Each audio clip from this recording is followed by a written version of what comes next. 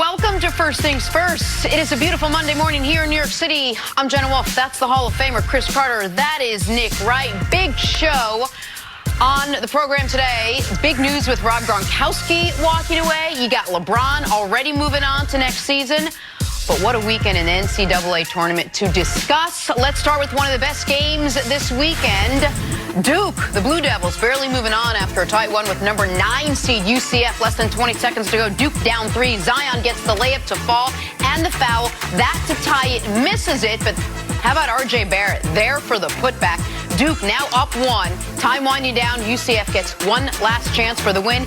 Can't get that or that to fall. Almost did. So close. Couldn't be closer. 13 lead changes in this game, including 3 in the final minute of play. Boy, Duke barely escapes. They win 77-76. They're on to the Sweet 16. Here is Zion Williamson talking about the final possession. Go out there and play like defense and play like you got to play like there's no tomorrow. And, you know, Trey played great defense and got him to shoot like a off-balance shot.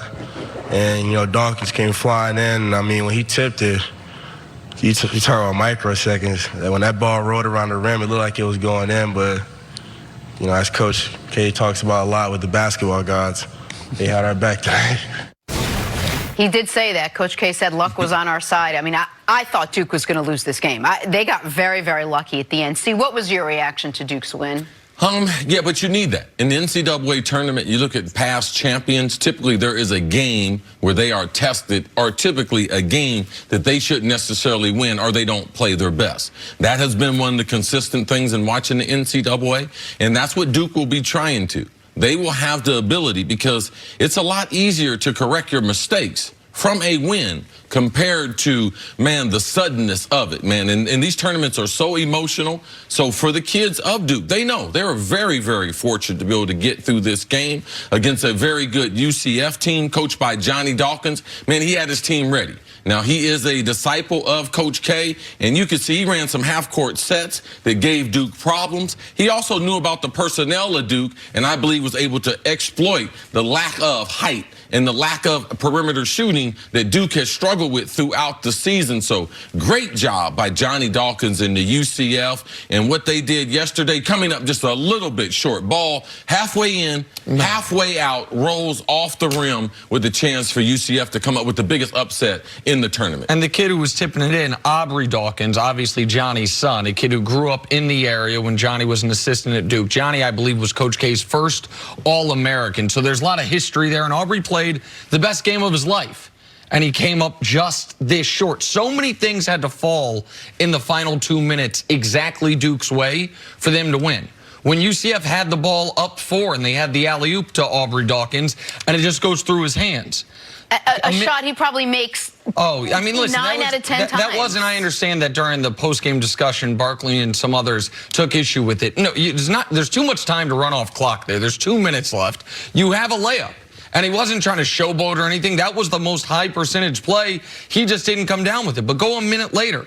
Zion misses a 3 on what could have been the last possession. They get the offensive rebound. That then leads to the and one. On that, if Taco Fall, who played, I thought, really well, fouls him, as you said before the show, hard enough, then he's, first of all... You can't allow Zion to get to the bucket at that point in the game and get the ball above his head. If you're going to foul him, you have to be able to be more tactical and hold his arms down. Particularly because you're up 3. Because, I mean, it's a killer in that spot, but even there... he misses the free throw. Zion was, I thought, brilliant in this game, but he misses the free throw. But Taco had fouled out there. There was no one in the lane. R.J. Barrett goes down and gets the offensive rebound. All 3 of those things have to go Duke's way.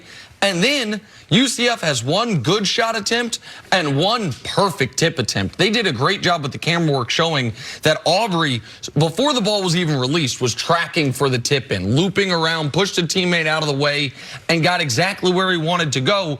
Duke is the better team than UCF, but they didn't play a better game than UCF yesterday. They just got fortunate. But to C's point, Villanova last year was the outlier.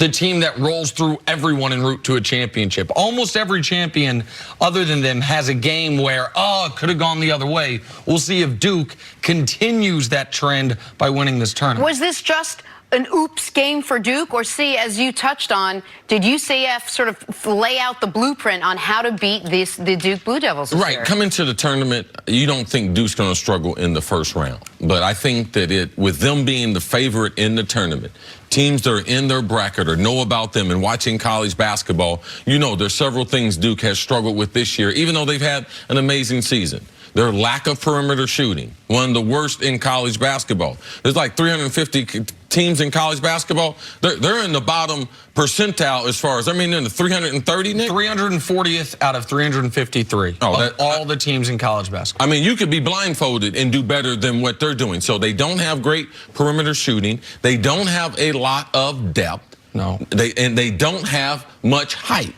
So if anyone gets into foul trouble, as far as amongst their top 4 players, they're going to struggle. And if you have a big man, as we saw with Taco, you don't have to be 7'6", but they don't have. This is an undersized Duke team. The three-point shooting was the flashing red light before the tournament for them. They are 340th in the nation, as C mentioned. They're dead last of every team that made the tournament.